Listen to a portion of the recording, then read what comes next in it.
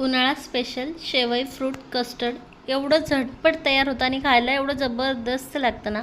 तुम्ही जर हे एकदा ट्राय कराल ना तर पुन्हा पुन्हा बनवून खाल. तसेच याला आपण आपल्या आवडीनुसार बनवू शकतो आणि मनाप्रमाणे गार्निश करू शकतो. आता उन्हाळ्यात जर कधी घरी पाहुणे आले तर त्यांच्यासाठी तुम्ही ही डिश बनवू शकता. पाहुणे एवढे खुश होतील ना आणि खरंच खूपच कौतुक करतील, कारण हे खरंच खूपच जबरदस्त तयार होते. तर आपल्या शेवई फ्रूट कस्टर्डसाठी आपण अगोदर शेवई कस्टर्ड बनवून घेऊया. तर शेवई कस्टर्डसाठी मी या शेवया वापरलेल्या आहेत.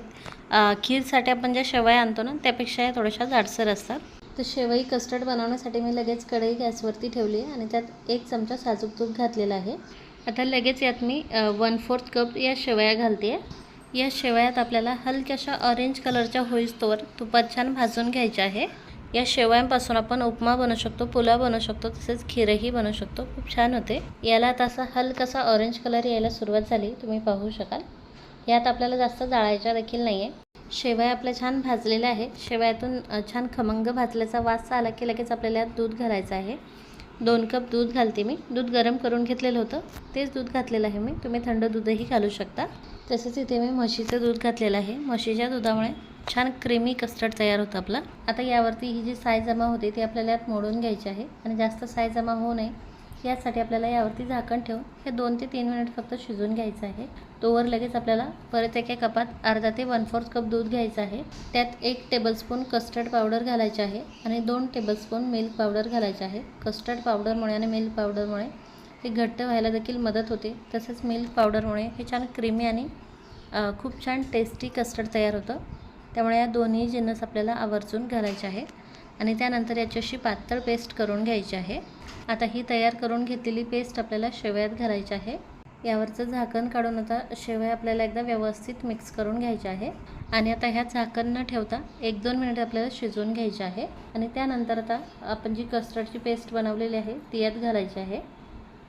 सगळी पेस्ट घालून घेतली मी. आता हे व्यवस्थित मिक्स करून घ्यायचं आहे, नाहीतर मग कस्टर्ड पावडरचे गुठळ्या जमा होतात. छान टेक्स्चर आलं याला कस्टर्ड पावडर घातल्यामुळे आणि छान थिकनेस देखील आला आहे, तुम्ही पाहू शकाल. त्या कस्टर्ड पावडर आणि मिल्क पावडर आपल्याला छान शिजवून घ्यायचे आहे. परत 1-2 मिनिट या शेवया आपल्याला शिजवून घ्यायचे आहे. आता यावरती झाकण ठेवून ह्या 2 मिनिट मी शिजवून घेते. 2 मिनिटानंतर तुम्ही पाहू शकाल किती सुरेख टेक्स्चर आलं याला. आता आपल्याला यात साखर घालायची आहे. 1/4 कप साखर घातलेली आहे मी. साखर व्यवस्थित मिक्स करून घ्यायची आहे आणि आता आपल्याला जास्त शिजवायची गरज नाही, फक्त साखर मेल्ट होईपर्यंत हे शिजवून घ्यायचं आहे. तसेच आता यावरती झाकण ठेवायचे नाही आहे. झाकण न ठेवता हे आपल्याला शिजवून घ्यायचं आहे. साखर व्यवस्थित मेल्ट झालेली आहे. टेक्स्चरही खूप छान सुरेख आलेलं आहे. छान क्रीमी कस्टर्ड तयार झालं आहे आपलं, तुम्ही पाहू शकाल. आता लगेच गॅस बंद करते मी.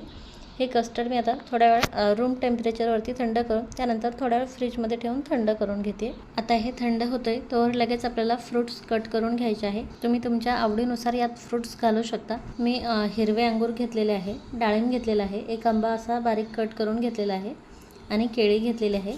तसेच कस्टर्डला गार्निशिंग करण्यासाठी बदाम आणि पिस्ता असा बारीक कट करून घेतलेला आहे. तसेच टुटी फ्रुटी देखील घेतलेले आहे आणि 10 मिनिट अगोदर अर्धा चमचा सब्जा अर्धी वाटी पाण्यात भिजत ठेवलेला होता.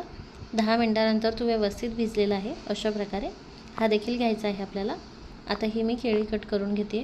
केळी देखील आपल्याला एकदम बारीक बारीक कट करून घ्यायची आहे. तसेच तुम्ही यात सफरचंद देखील घालू शकता, किवी देखील घालू शकता किंवा तुम्हाला इतर दुसरी कुठली अजून फळं आवडत असेल तर ते देखील घालू शकता किंवा यातले आवडत नसतील तर ते स्किप देखील करू शकता. केळी मी आता अशा बारीक पीसेसमध्ये कट करून घेते. अशा प्रकारे आता आपल्या शेवया देखील थंड झालेल्या आहे. आता आपण आपलं शेवई फ्रूट कस्टर्ड सर्व करूयात. तर इथे मी 2 ग्लास घेतले. यात आपल्याला भिजवलेला 1-1 चमचा सब्जा घालायचा आहे. त्यानंतर यात मी थोडंसं रूअफजा घालते आणि एका साईडने ऑरेंज सिरप घालते. यामुळे आपलं शेवई फ्रूट कस्टर्ड खूप छान दिसतं.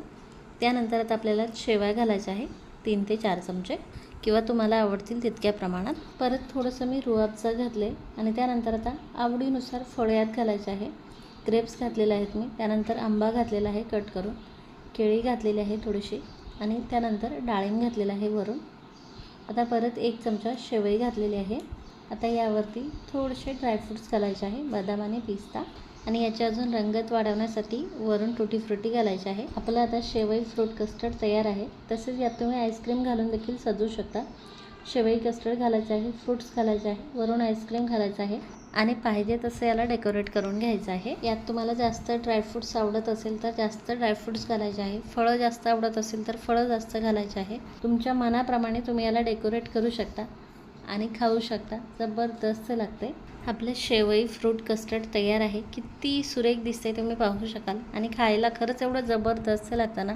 तुम्ही एकदा करून खाऊन पहा, तुम्हाला खूप आवडेल. आता तुम्हाला जास्त झंझटमध्ये पडायचं नसेल आणि सिंपल पद्धतीने शेवई फ्रूट कस्टर्ड बनवायचं असेल तर शेवई अगोदर बनवून घ्यायची. त्यात आवडीनुसार फ्रूट्स घालायचे, ड्रायफ्रूट्स घालायचे आणि मिक्स करून खायचे. खूप छान लागतं. किंवा मग आपलं पहिल्यासारखं हे गार्निश करून खायचं. खूपच मस्त लागतं. तसेच तुमच्याकडे ग्लास नसतील तर तुम्ही याला वाटीत देखील सर्व करून गार्निश करून या कस्टर्डचा आनंद घेऊ शकता. तर अशा प्रकारे या सिंपल पद्धतीने तुम्ही शेवई फ्रूट कस्टर्ड बनवू शकता. खरंच एकदा बनवून पहा, खूप आवडेल तुम्हाला, कारण हे खूपच छान लागतं.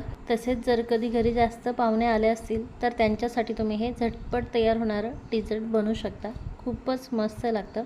तर रेसिपी नक्की करून पहा आणि रेसिपी जर आवडली असेल तर प्लीज व्हिडिओला लाईक आणि शेअर करा. चॅनलवरती नवीन असाल आणि चॅनलला सबस्क्राईब केलं नसेल तर चॅनलला देखील नक्की सबस्क्राईब करा. पुन्हा भेटूयात आपल्या पुढच्या रेसिपीमध्ये. Bye bye.